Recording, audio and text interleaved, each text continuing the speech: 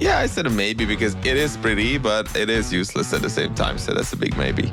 Because, sorry, I said there's a lot of pretty things in this industry, but there's a lot of them that are useless, and yet we tolerate their uselessness at the same time just because they're pretty. So it's Same not thing unique about to this people. watch. There's so many pretty people that are just absolutely useless, and yet we tolerate them for those same reasons. Yeah, talk about the Met Gala. To come full circle. 3, 2, 1. Round of applause. I like that. That's a good intro. Greetings. Well, you realise now that the clap always stays in the show. Just it's become our thing. Do people know why we did it? We're not famous for talking about watches. We're not famous for anything else. Even go to the Met Gala, which I've just discussed, and those of you who watch on Blog to Watch Weekly Live can see the Met Gala discussion. We're just famous for literally having the clap. I'm sure that's not the way to phrase that. But there we go.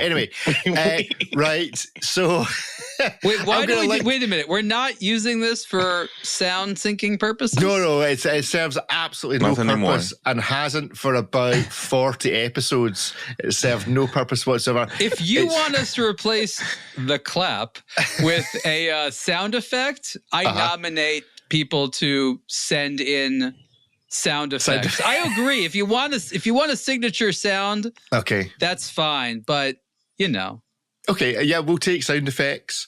Just send them to us. We'll play it. In fact, why don't we just start off? I was going to start off with relating to the Met Gala, our first story, but let's instead of that find the absolutely world famous jingle. I don't know if this is the right one, actually. This might be the wrong one. This is the original. Throwback. Throwback. This is a slow drift. That's too drifty. We need to go for the... I think only you can This is hear it. This we is have no idea what you're talking about. But we can pretend to hear it, and then we're There we go. You can all hear it now. so loud. Hopefully you're not all quite too deafened if you're listening on YouTube. So yes, you can get in touch on WhatsApp.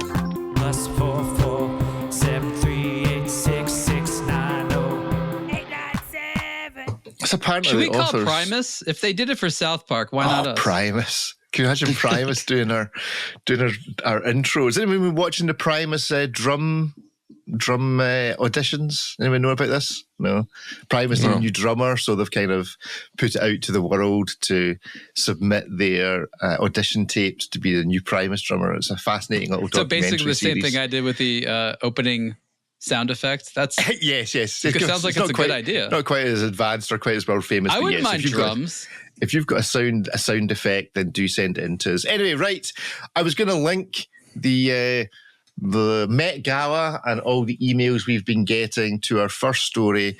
And our first story is going to be this from David, the grinding gears, the effects of watch consumers not caring about watches and watchmaking. And my question is, David, could you care less about the Met Gala? I could. For all of those wondering what's going on, just go straight to the comment section in this honestly, particular some article. People, the grammar some of the police. time. I mean, I agree with the grammar police. The phrase is couldn't care less. Could care less makes no sense to me. But I accept that to you... Read the article on Merriam-Webster for crying out loud. I understand. Jeez. It's like the fact that the word literal has now become a word that says that it's not actually literal. I accept that. Could care less is used by Toby in The West Wing to describe couldn't care less. So I'm okay if the writer of The West Wing is into it, then so am I.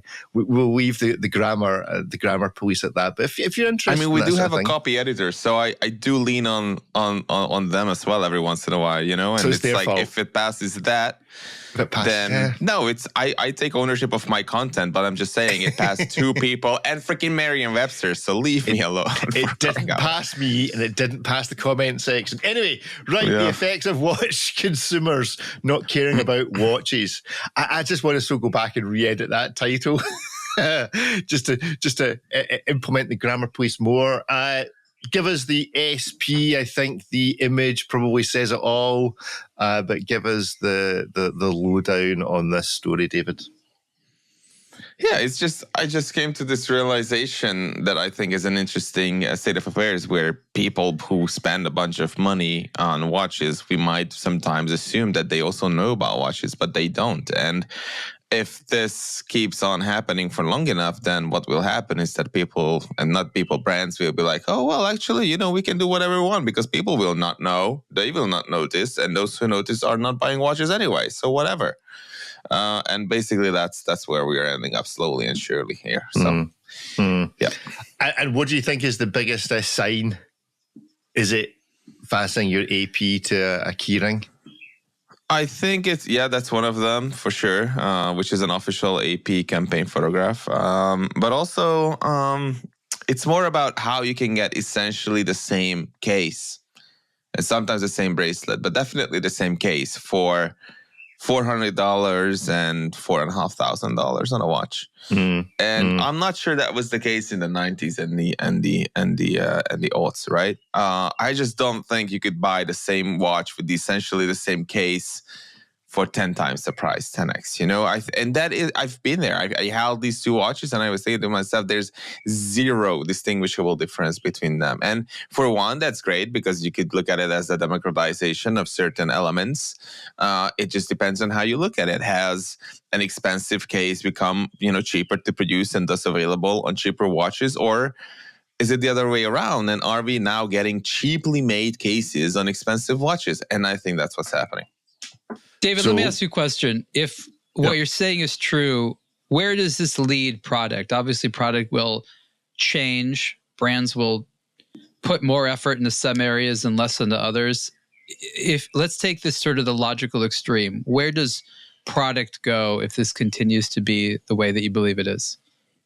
It's what you see on the screen right now. I think it's a Celitech watch for $14,600 on a rubber strap. It's just not much substance. It's more about style. It's more about rocking the brand or a shape or something like that. I think we're already on the way. So, sure, it can go further. The logical extreme is still, far away. But I think we're getting there slowly. I think, in a sense, you could argue we're already there with $300,000, $400,000, $500,000 Richard Milles, which are, of course, very nice. But everybody knows that those are not worth $500,000 or whatever. So it's just a whole lot more about branding and shapes and icons and whatever else, and people seeking out status symbols as opposed to actual, technical content and merit. So that's where we're going. It's not a matter of agreeing or disagreeing. The market tries to make what they think the consumer wants. We are in a world where a relatively small number of people have mechanical expertise. They don't necessarily work with machines. They don't necessarily understand about precision instruments, let alone anything related to horology. They lack the sort of prerequisite education to identify what you're talking about. This case maybe not worth as much, or I could buy this for cheaper. If you have the compulsion as a watch collector and spend enough years doing this, you naturally have to find ways of finding value, right? So you're like, wait a minute, I don't need to spend that for this. So I get all that. I'm just wondering if it's not such a problem, right? Because if consumers are willing to spend it, and that's willing to create industry, those profits allow for the lavishly over-engineered watches that we like that are never a sales success. So many of the watches we like, if it was just those watches, the industry would not exist, right? Because it's just not enough people that understand them. They're not priced like quite enough for the big margins. I mean, offices and employees and all that all comes from those big fat margins. And so, yeah, those watches aren't necessarily good for us as wearers, but aren't they good for us as professionals? That's all true, but what I'm seeing is Hublot, for example. I bring up the Mecha 10 in the article, which is a fantastic movement, a gorgeous looking watch, and we all know it's just essentially an exercise in in watch enthusiasm, even by the brand and its own engineers. It doesn't make too much practical sense. It's not particularly, it was destined to not have mass appeal. And yet they did it, and they went all the way, and they still keep, it keeps sticking along the whole collection, and they make it and whatever else. And I still believe that Hublot watches of old, like let's say 10 years ago when they made the Mecha 10, still had a little bit more substance. But it's not just about Hublot, it's basically everyone. I think what's happening is that we're drifting a bit too far to the extremes in which where we get less and less substance, and we don't really get the return that you described. It's absolutely true that these things with their ginormous margins help fund other operations, which give us the watches that we actually like and the enthusiasts, actually end up buying, but would not help on their own support, such large operations. But if you look at Jaeger or look at a bunch of others, it's what's happening is that we get less and less. And yet, we don't get the duometre. We don't get, freshly developed gyro tourbillons. Everything is just basically a decade or more old. So I just want to see this return into the cycle that you described, where we actually end up getting nicer and nicer watches, and maybe also the brands to stop taking quite so much substance out of these so-called luxury watches. I would simply respond with this. Yes, I want to see return to those times as well. Part of me isn't as angry about it because I understand that there's a lot of economic restrictions that prevent brands from investing in these projects and these movements and these things and then pricing them at a relatively low amount. So I guess the question is, in an era of resource restriction and fear, how can brands best use limited budgets and resources to continue to make us happy? Because it is the easiest thing in an era like this where they're spending less to just, again, they already got the designs, or it's easy to make, or it's not as much metal, make things that are simpler or smaller or whatever because it's less expensive to do. And that allows them to look like they're continuing operations, but it really just looks like cost cutting. I think that if they had the more money, they would actually do a lot more of what you're talking about, because each of those companies, even if there's jerks there, you and I know there's enough of the good people there to push some of these good projects through. Exactly. Okay, well, let's put that theory to the test about value for money and how things are changing by something we've not done for a while. And I don't know if it's because they listen to us and so haven't been doing 13 releases a day for the past 9 months, but Seiko have they a new do. release. They are listening. The Seiko Prospex 1968 Heritage Divers GMT, which means it's time to play Guess the Price of the Seiko. So, gentlemen, Ripley, you wrote Good. I this. don't actually know this one. Okay, I've been waiting for this. Go on, Ripley. This is, oh dear. Okay, so this isn't, it's loosely inspired by the case of the 1968 Divers watch, which was, it introduced a high beat movement and, a 300 meter depth rating. So not the 62 Mas, which is the one they always seem to look to for inspiration. This looks very, very similar to watches that already exist. It is 0.4 millimeters thicker, which gives you an extra 100 meters of water resistance. It's a 6R series GMT movement, so it's a collar style, not flyer style. Ceramic bezel, as mentioned, 300 meters, stainless steel case and bracelet, and big for Seiko. This is the first standard production model, not a limited edition at all, that has a clasp with a micro adjustment system built into it. Very good, very good. Right, well, let's guess the price then. Ariel? Damn it. See, I reckon it's either like 600 quid or 6,000 quid. I don't know which. It's really like... Is that micro adjustment adding thousands to the price? It really could be. It could be 1,000 or it could be 3,000 or it could be more. 2,500. I mean, I'm really shooting in the dark. 2,500 from Ariel. I just don't know. Breaking new beats is at 4,500 in the chat. David? I was going to go with 25 as well, but I would say 2,600 then. 2,600. Ripley, can you remember how much this costs? I reckon I'm going cheap. I'm going 900. Ripley, can you remember how much this costs? I can, and I will tell you this. It was a little bit less than I thought, considering it's got 100 extra meters of water resistance, and it's the first production model to feature this class. It's less than you'd think. And we're scrolling down. Look at a Seiko. Wait a minute, it's inspired by the ocean. 1,700 USD. Is that inspired by the ocean, or is that as big as a ship? I mean, that small island that the Chinese have deposited like in the a ocean. beached whale. This new Seiko is going to look beautiful. 1,700 GMT. That feels good. I like that. It is one of those weird prices, though. That is very... Yeah. Okay. I need to do a wee chart with all the Seikos, just a little image and the price underneath, a continuum, and just see how ridiculous it looks as you jump between watches as to what the price does. Because while I thought it was cheap, I could also genuinely see that this could be quite an expensive Seiko. It's just over $1,000, which would normally mean it needs to be a grand Seiko, but we'll let away with it. Is that ceramic bezel? Yeah, ceramic bezel. And it's if memory serves, this is about $200 more expensive than the slightly thinner but less water resistant siblings to this. That are, I think it's a 1968 reinterpretation models or something like that, but it's only about $200 for the better clasp and the burlier case with more water resistance. So what do you get for the watches that are like $3,000 that are also a Seiko diver that are just what more do you get? I don't understand. You get less money in your bank account. That's what you get. Titanium, maybe, I guess, is case material. You'll usually get one of the 8L movements, so it's you'll be 4 hertz rather than 3. You get marketing. What you get is you get marketing whereby they have imagined that it looks like something out of their window.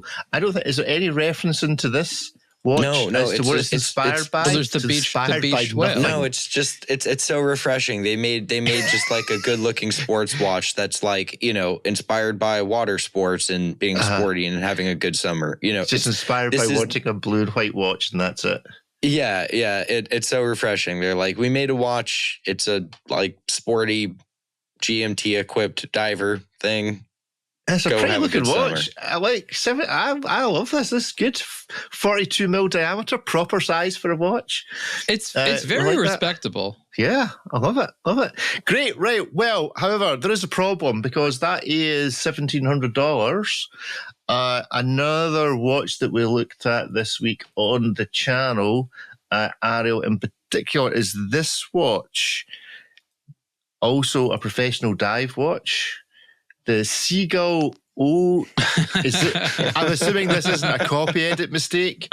Okeanos? Sure, Okeanos. Let's go swim in the ocean. Yeah. This does look like one of those has been translated from one language into another and somehow extra letters have got in. Ocean Professional Ultra Diving Waterproof 1000. Is it actually called Professional Ultra Diving Waterproof 1000? Is that its genuine name? Just copied and pasted it from their website, basically. It's the name they gave it. Anyway, so this is... The bezel says rotating bezel on it. I wish the dial said dial on it. Non-rotating dial. This does look like that, the Patek that they took the letters from the drawing that the guy did. This does look like that arrow on the rotating bezel was actually just pointing at the bezel in the original Everything blueprint. Is pointing at something. And it just said rotating bezel. And then somebody just put it. Have you seen the advert whereby they just use the Instagram or WhatsApp chat to be the advert? Make me a simple advert. What does it need to say? So they publish that. All very clever advertising. This not so sure. However, there is a problem. It is tested to 1,000 meters. It's professional diving, so it gives you all the stuff except for the GMT hand that the last watch gives. It's got a date. How much do you think this is? Well, I 1,000-meter dive watch.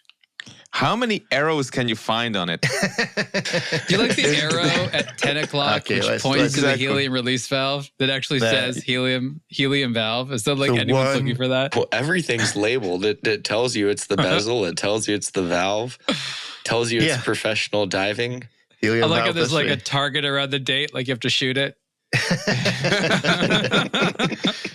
Since 1955. So this is actually made by Seagull, who we are normally more used to understanding that they make movements at the likes of Studio Underdog, etc.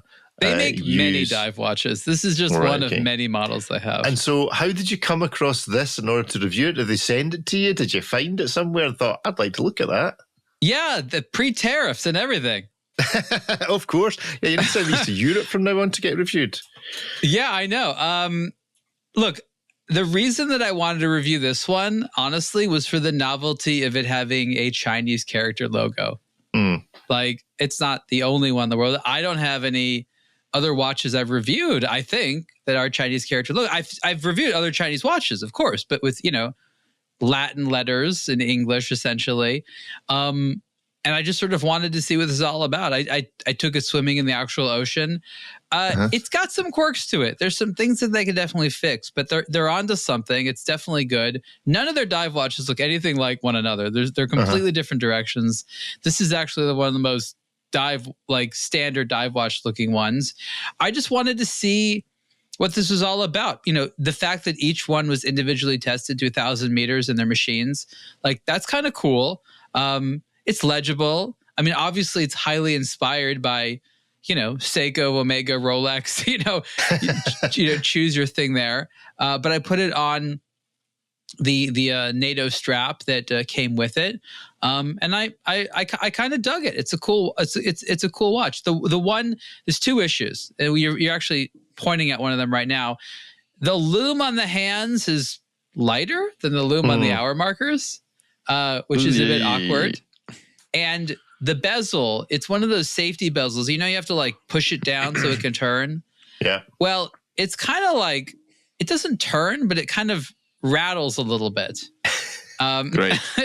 Which you could fix with, a little spring, a little extra spring here or there. But, it's not the best thing in the world to hear the watch rattle. It's not very loud or anything like that. But I think that those could be fixed easily. And if you're looking for a new type of sort of dive watch to get into, Seagull definitely knows what they're doing. This is not like an indie micro brand. Yeah.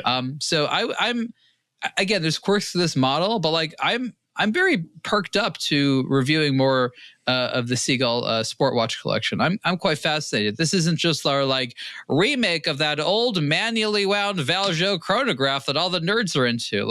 I'm over that stuff. This is for me much more interesting. Yeah, do we know what do the Chinese letters just say Seagull? I imagine. I'm not going to guess. If somebody in the chat could confirm what the watch is actually saying, as opposed to saying down with Western imperialism or something. No, I don't think without you knowing. I really like this. I think that's quite cool. I did just check because I'm surprised that 1,000 meters does equal 3,280 feet. It does actually equal 3,280.84 feet, and I'm surprised that they didn't put the 0.84 after it, just to be precise. But how much is this watch, David? Probably $350 pre-tariff. I was going to say, yeah, give us a pre-tariff and a post-tariff price. It's the same price as the Seiko post-tariff for you guys. Yeah. Ripley, what do you think this watch costs? $295. $295. I think you're all both quite close. As I scroll down, Arrow's written quite a lot about this watch. You really dislike it.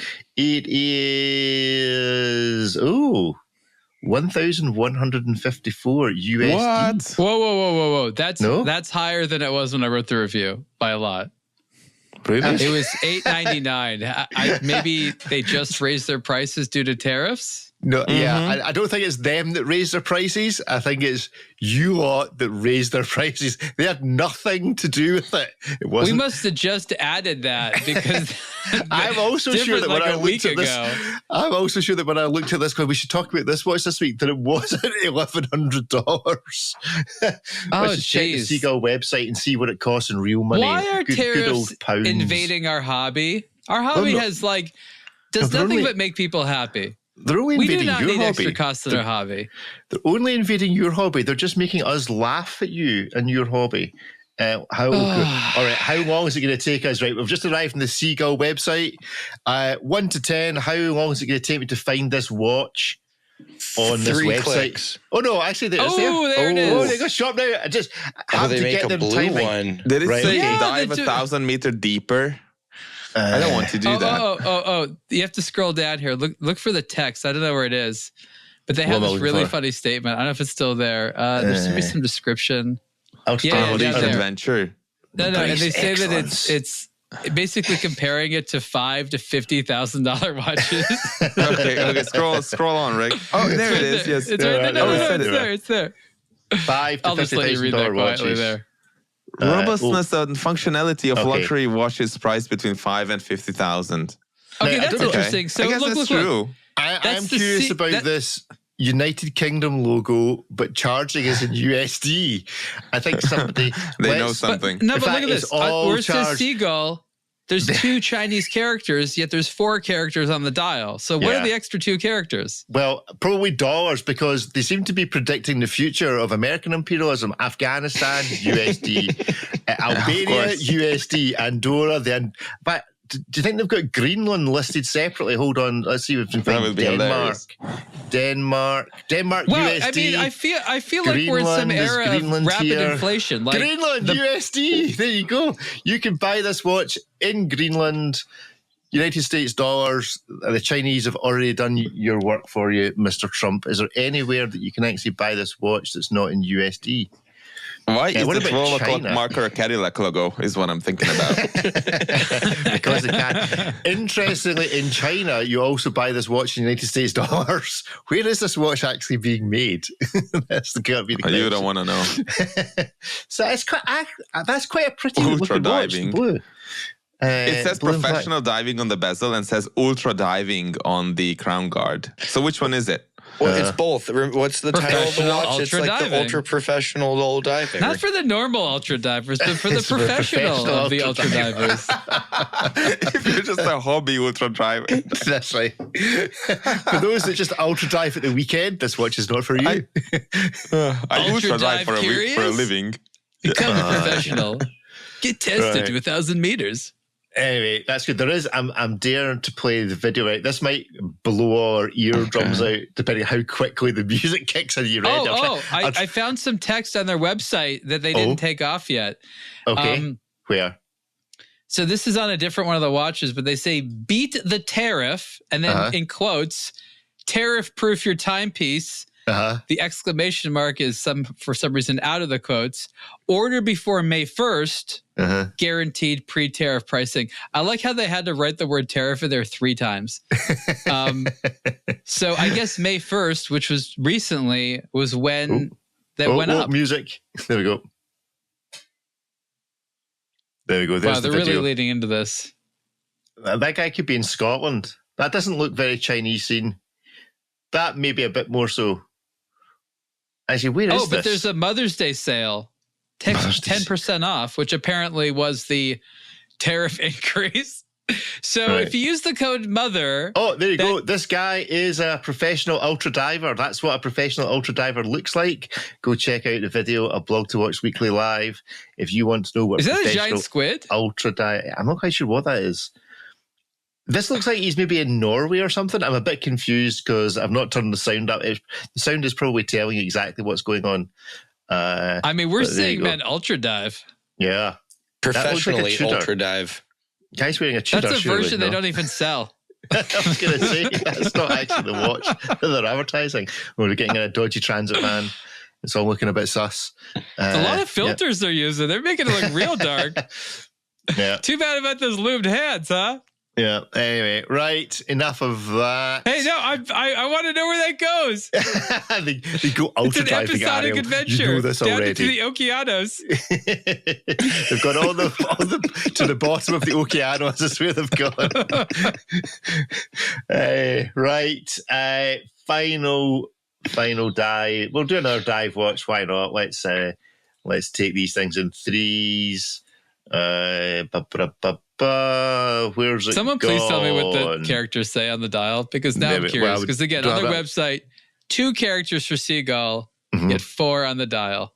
All right. Well, let's see. Maybe it's Seagull watches. Maybe it says the whole thing. No. It's Ultra Seagull Professional. Surely. Sure, it's Chinese symbol for ultra. Seagull. Ultra seagull. It's the ultra professional. It's a professional seagull. Not just for those that want to be seagulls at the weekend. You have to be full-time committed to being a seagull. It's like people who identify as cats. This is for people who identify as seagulls.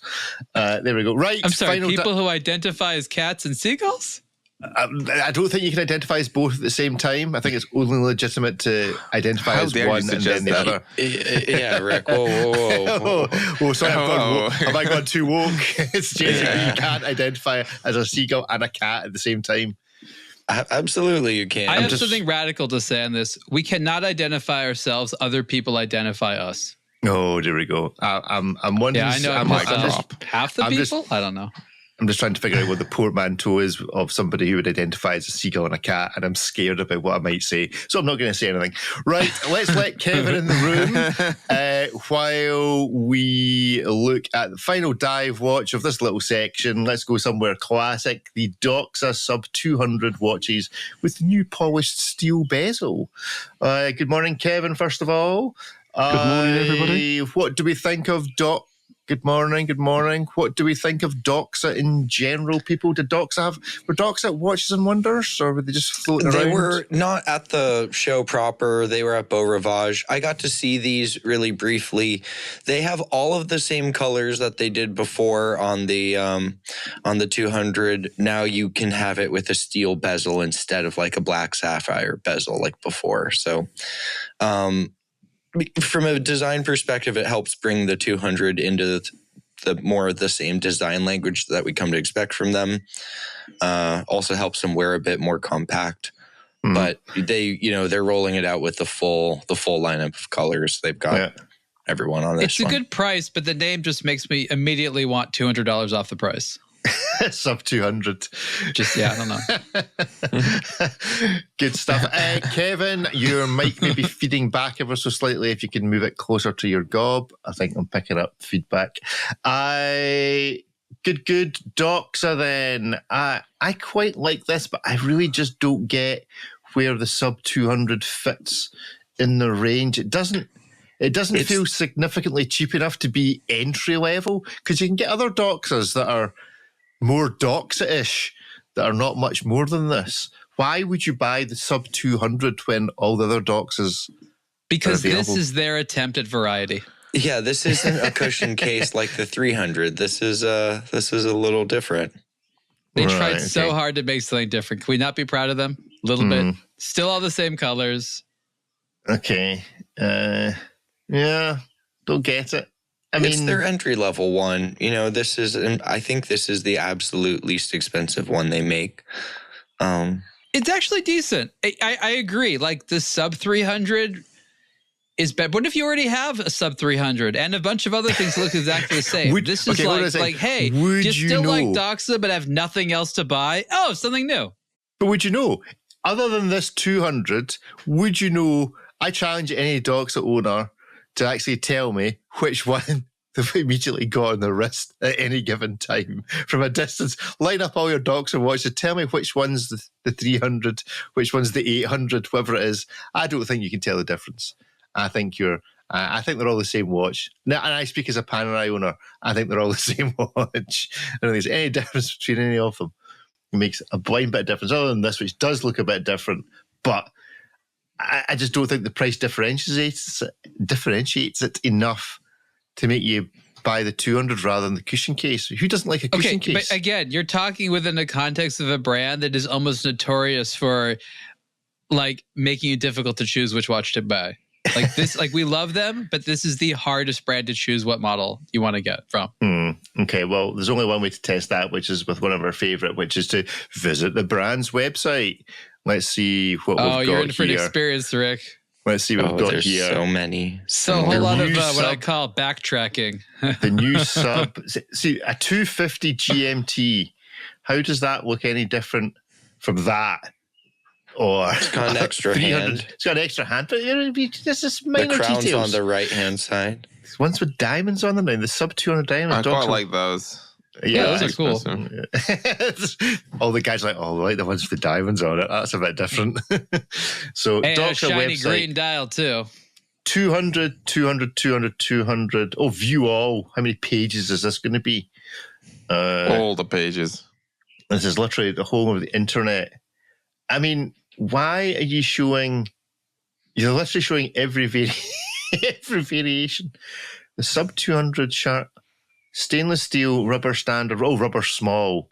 Right, okay. Nobody goes and buys the small one. Except me. Well, okay, no, but you don't. You ask quite quietly for the small. You look like you're buying the large, and you buy the small. Anyway, it's like 6 SKUs per dial color. Yeah, they're showing, and that doesn't. Well, it says stainless steel rubber small, stainless steel rubber standard, but the pictures are the same.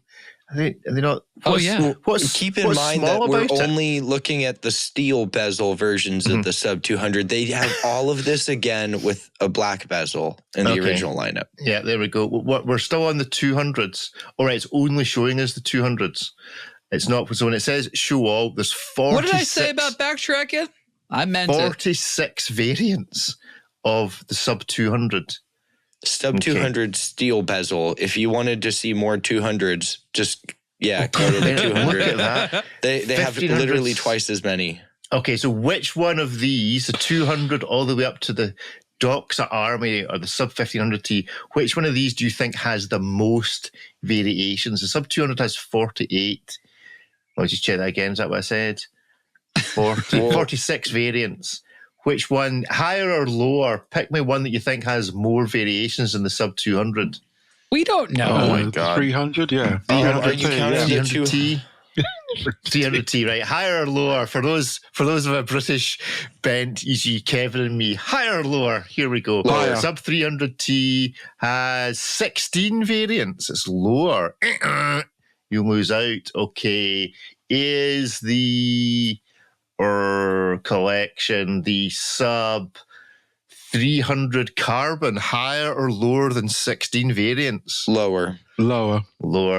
Sub 300. What are we 14. doing now? Woohoo!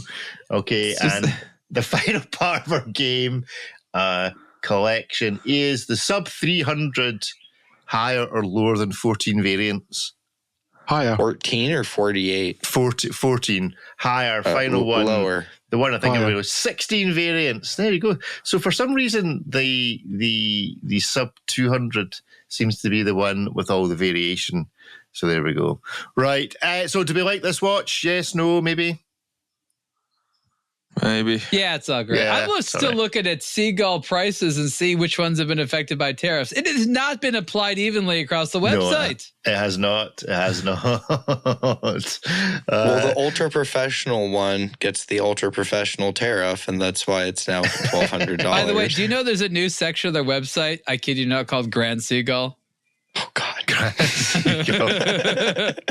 None of them actually say Grand Seagull on the dial, but now they're trying to sample. Is there a thing to this whole Grand Seagull thing? Yeah, Boris, it's time in the chat obviously knows the old game show because you get nothing in the bed for two in a pair. No, you get nothing for a pair. Anyway, right, let's do hit, miss, maybe. Let's go around the room. We haven't done this for a while. Kevin, where are you? What are you wearing? I'm in Kent, and I'm wearing a Mad One today. Trying to get this one up, the original red. Original red, good. Ariel, where are you? What are you wearing? I'm back in Los Angeles, and I'll pick up a non-smartwatch that I was wearing. This is the Formex Essence in black ceramic, which I actually think is pretty cool. I like ceramic watches, and the best thing is that it still does the little cushion thing where it goes up and down, even though it's black ceramic. Articulation. It doesn't need to be skeletonized, but actually quite legible, despite the fact that it is. But interesting that it's the first, according to them, I didn't know this was like something to be proud of. The first ceramic deployant class with a micro adjust that's ceramic. I'm like, okay, so cool. In 1862, Franz Ludwig Loebner began his career making precision timekeepers in what would become Germany. Settling in Berlin, he received an official clockmaker's mandate from the king and quickly gravitated towards the then pioneering technology of creating precise instruments to measure short durations of time. In 1881, Loebner was already an exclusive mark thanks to their ability to mass-produce chronographs able to measure 1/100th of a second.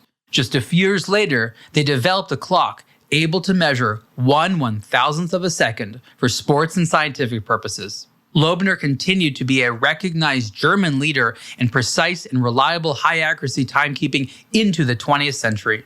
They were among the first to use highly precise electric switches to trigger their mechanical measuring devices in order to overcome the limitations of human response time.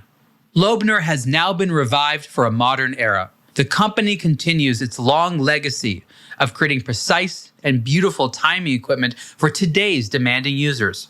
The Loebner Steel Racer features a novel chronograph-focused dial with an eccentric reading of the time and a sliding crown guard system. The time-only Loebner Sledge model features a smaller 100-meter water-resistant case and a new inner rotating timing bezel system. Learn more about the history of precision timekeeping instruments and the new Loebner wristwatch collection at lbnr.com.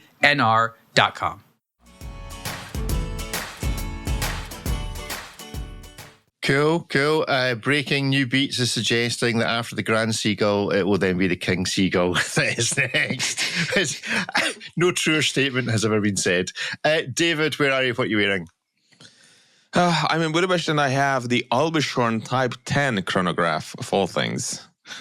This is the new brand by Sebastian Scholmonte, who used to be head of all things at Celita, and before that he was at La Perret and Angelus and Arnold & Son, and he's a great guy, very engineering-minded, watchmaking-minded guy. So I'm looking forward to wearing this. It's an interesting concept of all things, basically. Cool. Ariel recorded a superlative podcast with Sebastian. I highly recommend you guys go and listen to that.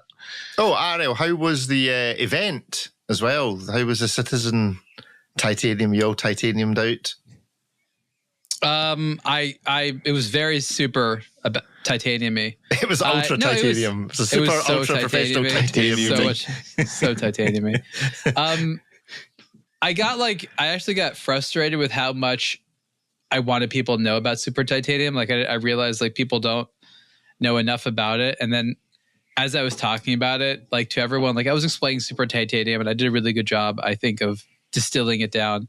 But then I realized like how weird it is to explain to people, like you don't just want a material, but you want a highly processed material, which is processed to look like another material. Right? So like they came out with this new yellow gold colored super titanium. And if you go to an average person and you say to them like, you know, oh, it's not gold, but it looks like gold. They're like, I don't want that. But here you're supposed to be, it doesn't look like gold and it's super titanium. And people are like, oh, that's exciting. I want that. And there's so much steps required before you sort of not just want a titanium watch, but like I said, want a ultra processed in a good way, using a bespoke process that Citizen developed in-house over decades, you know, to harden it, to color it and all this stuff like that. So it's amazing technically, but there's like so much hurdles involved in simply understanding it. And I was almost humbled by how many years it must take for the average person to get there, where when you say to them, highly processed titanium, which looks like a different material, they're like, sign me up.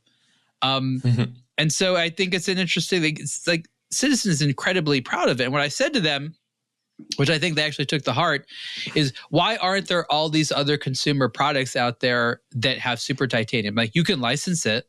Like I'm not saying like let other watch brands use it, but like why can't your hairdryer, you know, be made out of super titanium? Like there's all this other stuff. Yes. So the consumers develop a relationship for it. And are like, oh, I loved it in this appliance or this thing. I want it in a watch as well.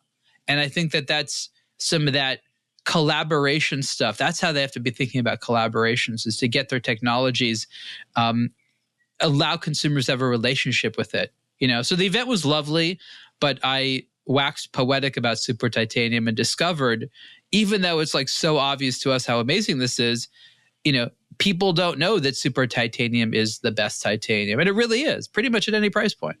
Did you pitch a super titanium hairdryer to the audience that was at this event? Because if you did, I think they're going to think you're slightly crackers. I did. You did. No, they liked it. They super actually titanium loved it. cutlery. Let's go for that. Kevin, the Riverside app is telling me you may have a multiple windows open of the Riverside app, and that is what is causing the problem. So if you do, can you close them?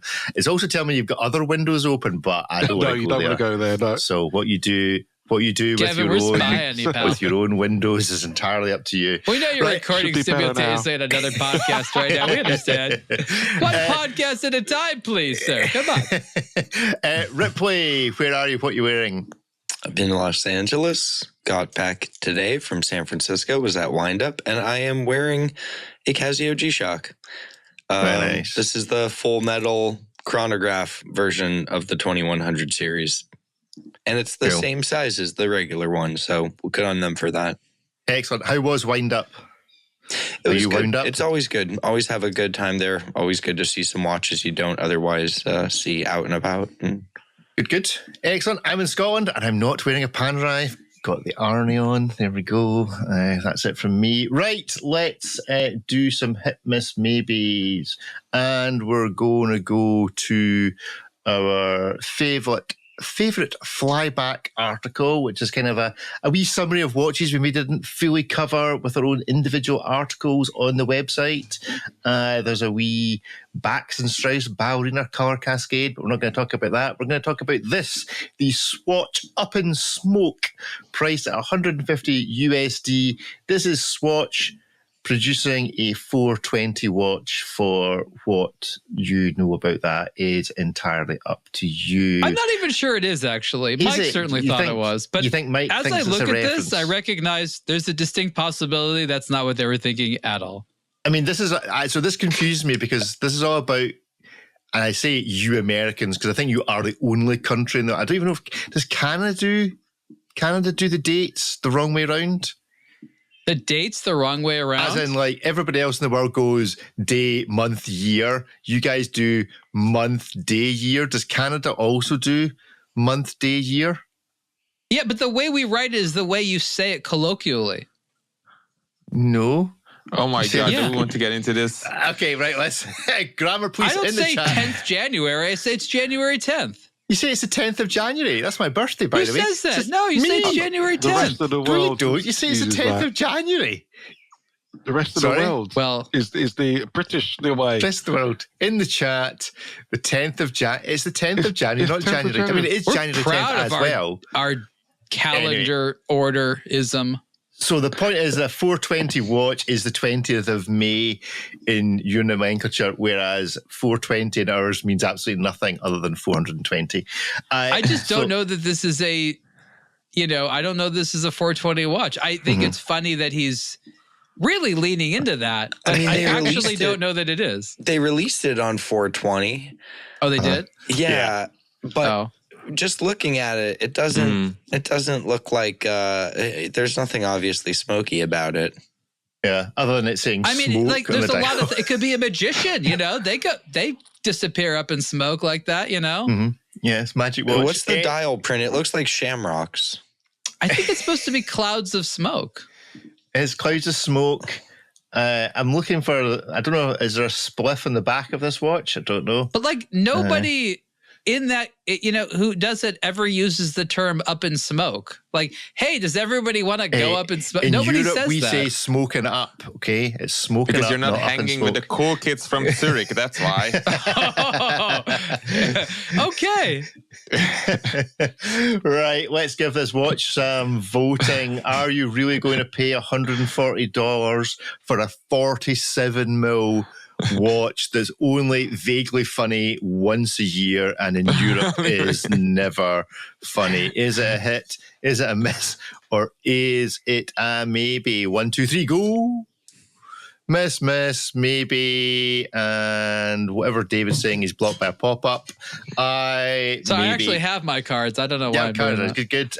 Kevin? It's just a date format. That's all it is. It's a miss for that. I'm sorry to say. It's a joke about a date format, and that's it, really. That's it. Suggested in the chat that Up in Smoke is to commemorate the state of the Swatch Group. Yep, like that. Thank you. See, there's so many other things that could be. Our profits, Up in Smoke. Yeah, breaking news. Creative freedom, Up in Smoke. I know, hold on. As a burger-eating American, the way it is now is the correct way. There we go. We say so. And I feel like something about Ariel's. I feel like the Zodiac About to Watch collab was more weed feeling than this. The Pineapple Dream. There you go. Ariel, are you smoking something when you designed the Zodiac? This is not at the time. No, not at the time. Right, Ariel, you gave it a what? A hard miss. No, I gave it a maybe. I know this collection of watches. They're comfortable. Yes, they're big, but they're comfortable. They're supposed to be a big palette. One, if it has the loud ticking movement, you lost me. I also think the dial looks interesting. Like it's one of those things that you wear out. People are going to be like, "What is going on that dial?" So really, the only thing is this. Might ask people to look at my wrist and then they get to be like, well, actually, I don't know the story of this. Maybe it's 420. I don't know. But that's it. It's not a very enthusiastic maybe. I mean, I think Swatch could have done this better. Maybe if it actually was easy to catch on fire, if it was flammable. Yeah. I don't think bioceramic is, but if it was actually flammable, I'd be more excited. I'm not sure whether we'll get demonetized. Not that we make any money anyway for this particular comment. I'll just let you go to the chat and read the comment. What I just said is going to get us demonetized? If you want to go to about 55 minutes in the recording, you'll see James's comment on this particular watch. David?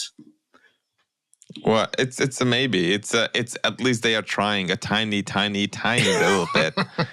So I guess that's why it's a maybe. It's bad in every other sense, but at least they're trying. So unlike the R Time last week, which you came up, I think, with the quote of the year so far of if I ever wanted to know what a watch looked like that nobody had designed, that was it.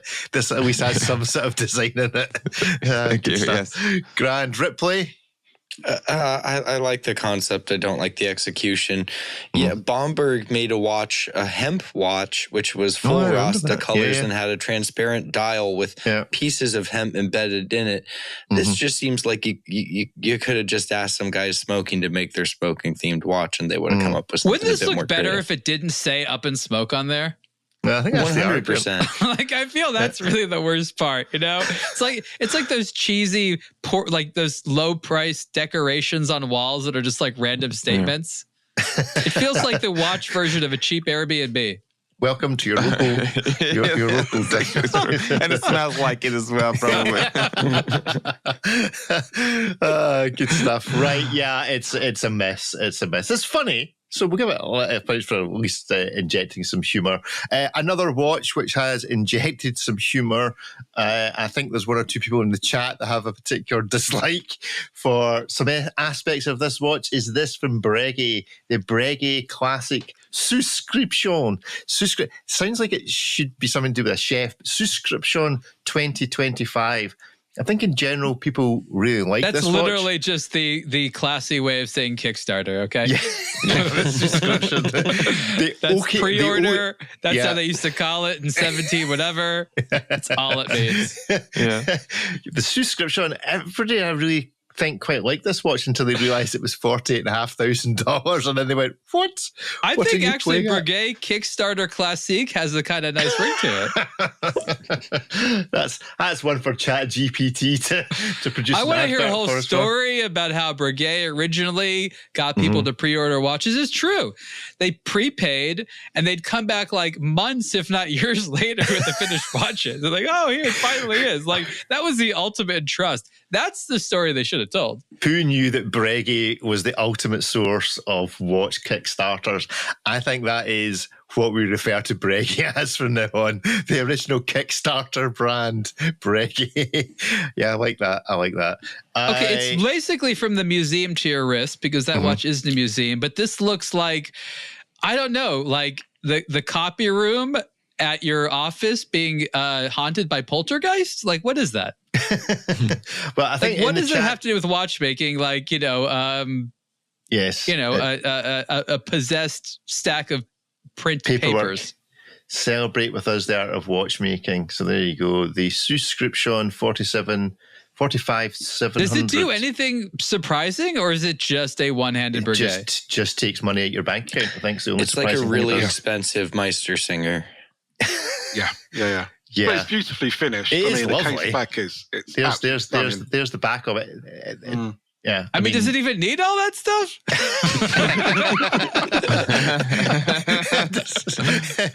Give it to us as the watchmaker. We'll take it apart and put it back together with far fewer pieces in it.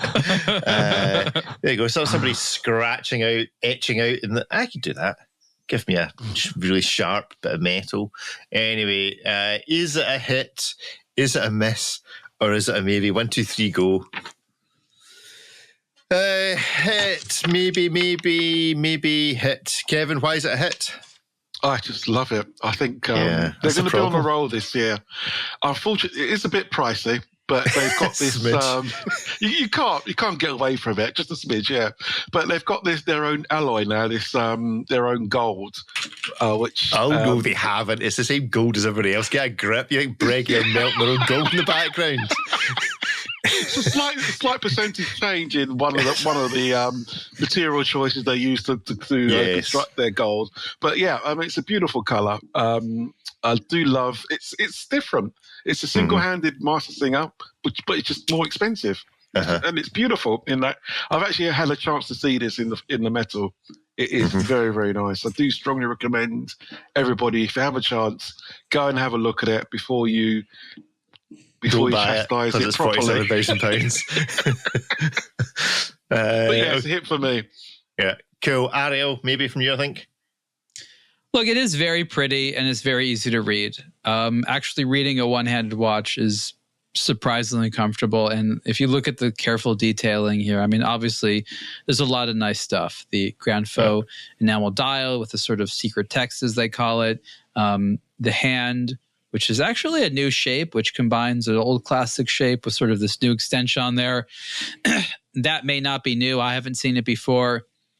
The movement is pretty, but it does feel a bit like a magic show where afterwards they're like $50,000 and you're supposed to get excited about it when you're just like, whoa. So I don't quite understand the pricing, and it's difficult to validate that. I also don't know how they're making such a big deal out of it. This looks like it could just be, I mean, is it called the Souscription? Is it a standard piece? Is it limited? I don't even know. I'm just noticing. So first of all, the price is, as David would have us believe for most watch prices, this is literally 250 years of inflation from what the first one cost. They've literally mentioned up. I noticed, I don't know if you can see this very well in the image, there's obviously on the... that's the secret. Yeah, it's the phantom text. There's the secret handshake is on which completely ruins it. You don't actually to be honest. Yeah, you can see it. You can see it, but that is really, really bold. When you actually have it in the flesh, you hardly see it at all. Yeah. This James is suggesting this is the Porsche model. No radio, no seats, no plastic windows, twice the price. Yeah, that's about right. Okay. Yeah, Souscription. I thought Swiss email grand. I thought it only had one L in it. This is turning into the grammar show. I thought when they put email on a watch, it says emailed. Or enameled now, so it doesn't say enamel, it says enameled. That's why it's MIA. I think. I thought MIA. It's Grand Faux enameled, not Grand Faux enamel. No, but on the watch face it says Amelie. Yeah, yes. Does that not normally have one L? Is that not spelled wrong? Wait, if you... It's a different word because in the same way how you use a different word for enamel and enameled when something has been enameled. But there's no D in it. There's no D. Where's the D? I hear because a D. It's French. It's just French. You just make the letters. D's in French. The letters can just be one thing and pronounced entirely differently. Okay. Okay. No, really, I don't think words end with the letter D in French. Do they not have D's in French? Right. At the end of the word, did we get your vote? I can't remember. I've listened. It was a maybe. It was a maybe from David. Ripley, what's it from you? I said it's a maybe. It's quite nice, but it's a $50,000 Meistersinger if you really want to strip it all back. Can I just say how happy I am for Meistersinger? They seem to have basically owned the single-hand watch. It's so great. Everyone thinks the dive watch is a Submariner, and now here's Meistersinger owning the one-watch hand watch. That's amazing. Whatever happened to Botta design? BOTTA? That's where I first learned about one-handed watches. They probably went bankrupt. Maybe. I don't know. But I'm just saying, like, this is an invitation for a budget brand to copy the beautiful font, copy the hands, write your brand with that same cool font that Breguet did. Like, this is gonna look beautiful at $700. And you don't even need to order a full handset. You just need an hour hand. And you could have a super titanium case look like yellow gold. Citizen? Oh dear. David just posted in the chat on YouTube. This, if I can get it to work. There you go, single-handed Botta. So you think Breguet is just going to help a bunch of other brands sell single-handed watches? They're like, oh, lovely. Oh, wait, but too expensive. Oh, look, Botta has a bunch of designs. I'm just saying that they've been doing dozens and dozens of single-handed watches for a long time. They still exist. I don't know if they do or That not. looks like a scale, basically a bathroom scale. Yes, bathroom I scale. think that's inspiration, yeah. Right, Meistersinger should homage it, is what... Yes, they should. Yes. That's what I'm saying. I want to see this at $800. Okay, $700-$800. You got me. Are we sure they don't already make something that's like pretty much already this? It's like when Rolex released the green bezel GMT and Victor was like, hold up, we did this last year. This might be something where Meistersinger might already have this among their archives. Yeah. Well, talking of... It'll take them an afternoon to design it, okay? Homaging the homage, Studio Underdog, the avocado, and guacamole. The story here is something about that there was some Chinese knockoffs of this. I'm not sure, can you do a Chinese knockoff of a Chinese watch? I don't know. But anyway, these look like Bitcoin memes. I think the idea is that they've just produced the real version of the homage that was being produced in China. I'm not actually going to do hit miss maybe in these because it's the same story told. If you already like these, you already like these. If you don't, you really already don't. But that's a couple of things from Studio Underdog. What we are going to look at is this from Zenith, the Zenith Chronomaster original triple calendar in rose gold. I very, very, very much like this. Any experiences with triple calendars? Anyone ever been an owner? I was almost an owner, but I got a Bremen instead. You don't like it? Really? Why do you hate it so much? It's a calendar done right. It's got everything's in a box. It's like Sunday, May the 8th or 8th Sunday, May, as you would say in America or something. I don't know. Maybe I should hold back what I say. This movement is annoying. It'll never be set right. It's ancient. It's archaic design. Bunch of fiddly little pushers. You have to update it constantly because it's not even like it's a complete calendar, right? It's not even like an annual calendar.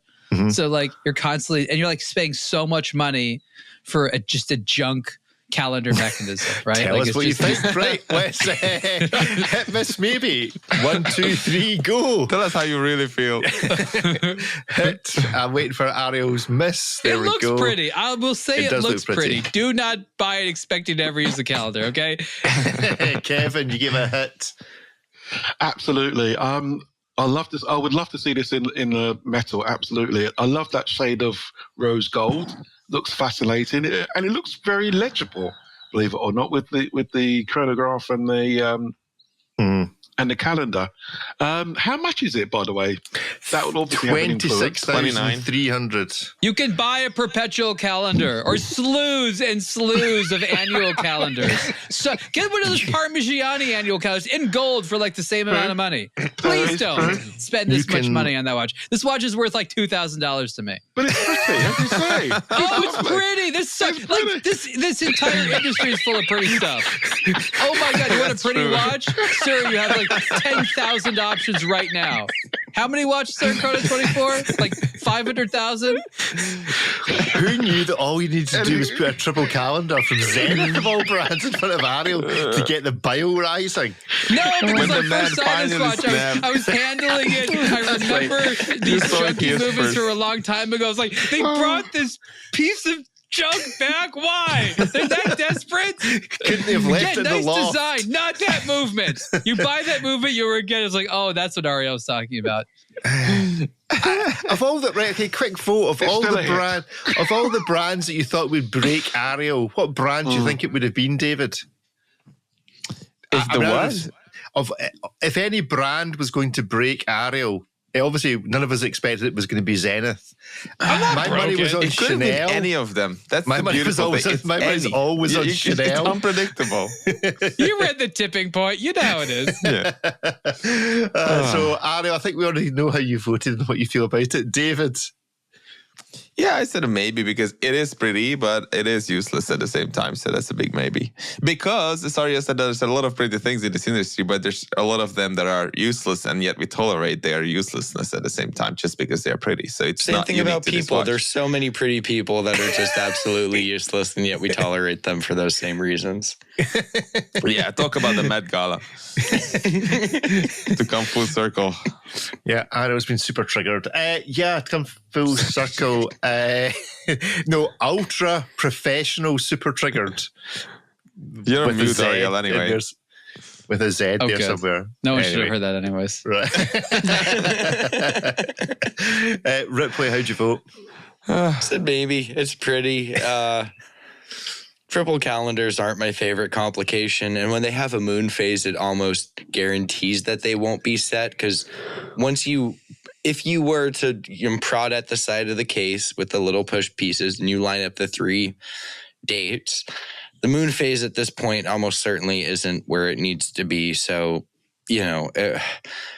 it's still pretty. It could be way worse priced. I mean, we just talked about a $48,000 one-handed watch. You have so many more hands on this watch. 1, 2, If we're talking 3, about a 4, hand to 5, dollar 6, yeah. ratio, this Are you kills guys it. not realizing it's not even an annual calendar? You have to adjust Well, it none of these are. constantly throughout the year. I know, but an annual calendar It's an almost, unreliable calendar. but like an It's annual an calendar. unreliable calendar for no good reason that we should have these days. There's so many more new calendar movements. This is like a 1970s design. Yes. They still made it throughout the 80s, I guess. It should have stayed back then. Like no one's Yeah. remaking those old Valjean manually wound ones. Be like, this is state of the art. We've moved on. Okay. The power reserve is like probably 40 hours, maybe 50. It's junk. Is How it Alright. pretty it is. Is it at this point that I think It's it's, at like this getting point? one of those like old like manual lawnmowers that like only works when you push it. Like we've gone past that. Well, But if it's I a think- pretty lawnmower, some So it just lawnmowers lives are in your, pretty. in your office. There are some pretty lawnmowers like out there. It's like when people have a motorcycle in their living room and they don't touch it. Yeah, that's what this watch is. Okay, that's worth $27,000. You're right.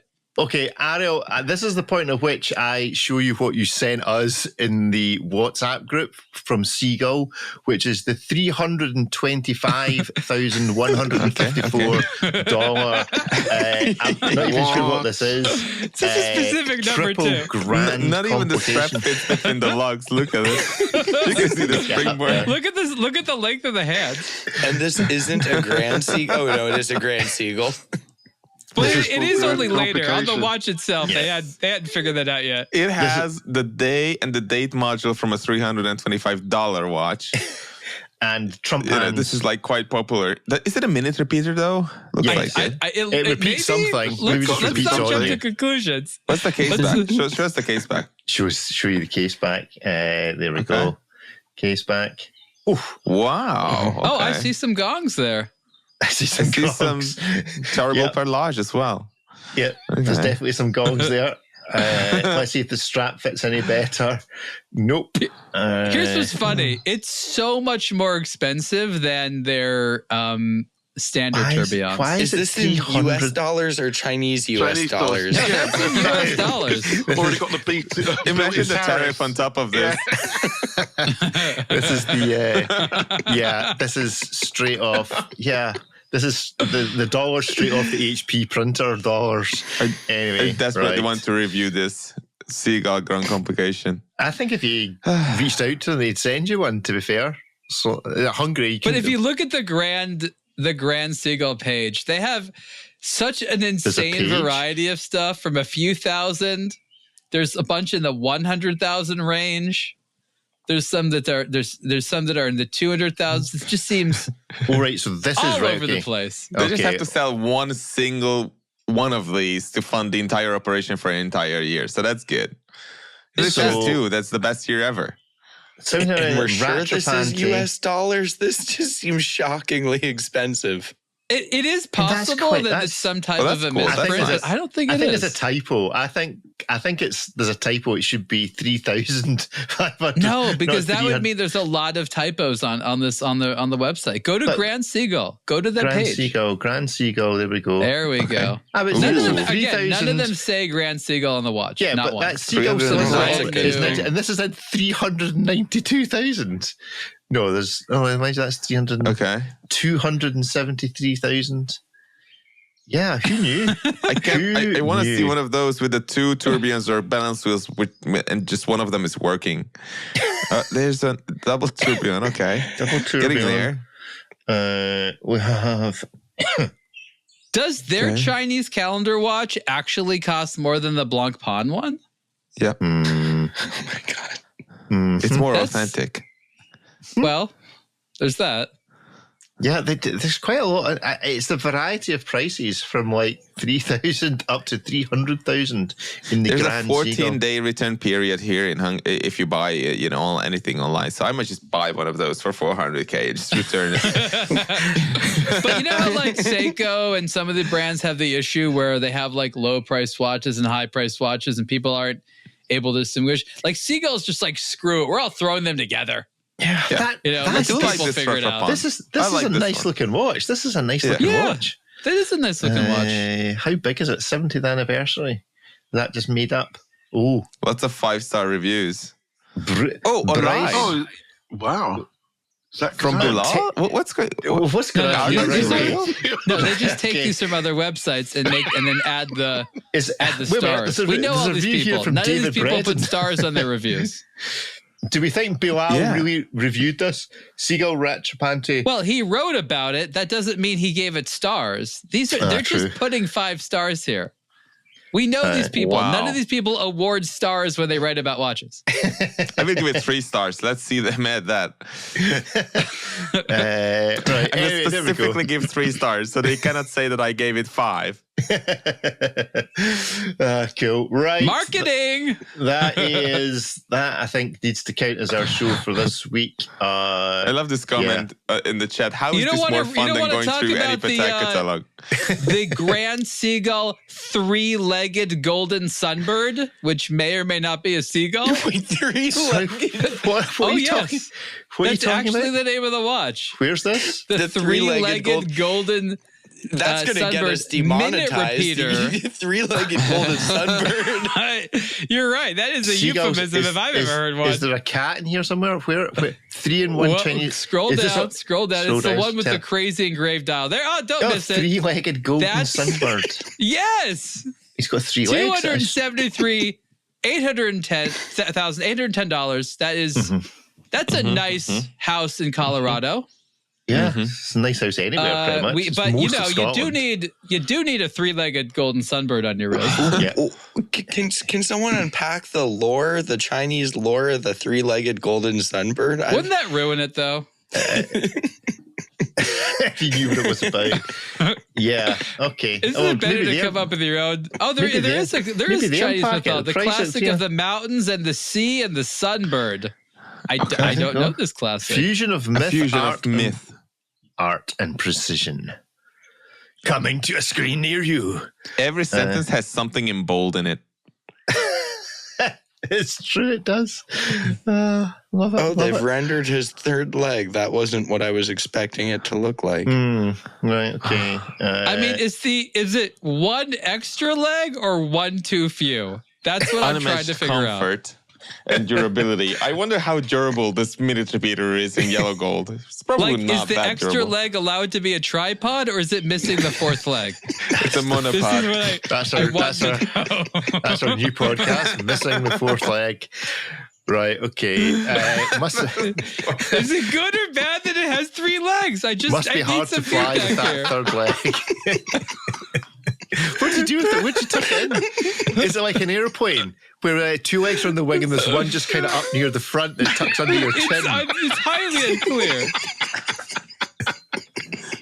Well, this show went some We all places need one of today. these. This show went some places today. Well, thank you all very much for joining us on the main podcast. Do tune into a Blog to Watch Weekly Live if you want to hear some of the Yes. post-match chat.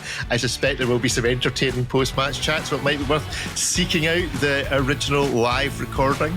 But other than that, thank you for joining us, and we'll see you all again next week. Goodbye. Bye, everyone. Bye, everyone.